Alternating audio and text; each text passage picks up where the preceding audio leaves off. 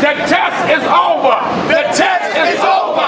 The test is over. The test is over. What Living Wage did was establish a principle that the public deserves to get something back, good jobs and strong communities in return to the subsidies provided to economic developers.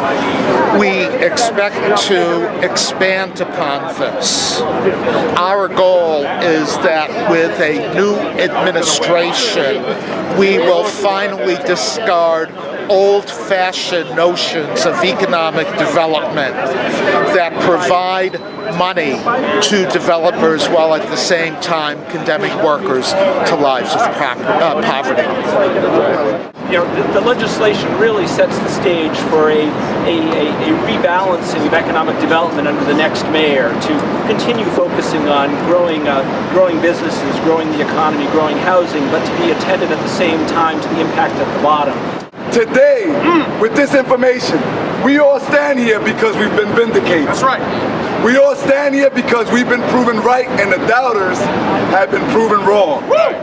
And there were doubters on all sides. That's right. There were doubters on the right that said that this was going to be a job killer. Well, they were proven wrong. There were people who were saying that perhaps businesses would run away from New York and not want to work with the government and with the administration and would not want to accept subsidies. They were proven wrong. There were people, Stuart, who said that we compromised too much, that it was a watered down bill. From the left, we were being attacked. Wow. Guess what? They were proven wrong. I hope that the next mayoral administration will pass a living wage bill that will apply to everyone who works in the government.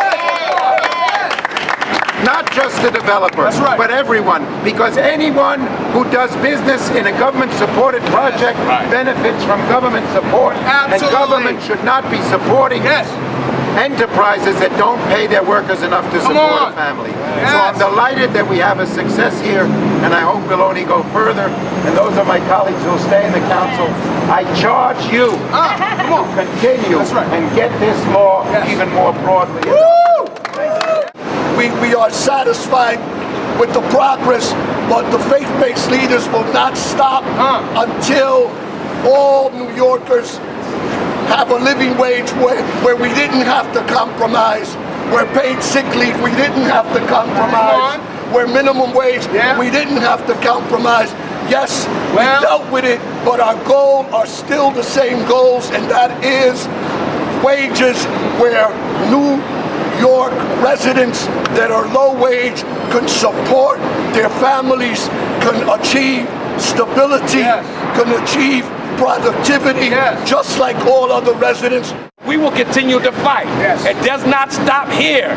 We will make sure that everyone who goes into the next seat, every council member that is elected, if they are not for living wage, we're going to make it our business in the next 2 months.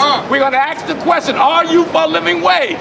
And if you're not, then we will not vote you in. Every mayor that decides, or candidate that wants to run for mayor, and to feel that if living wage is not on your agenda, you will not get in. Every controller, every public advocate, every city leader who has anything to do with the legislation, if they do not support the living wage as we continue to move forward, we the people, the grassroots level, would make sure that they don't get in.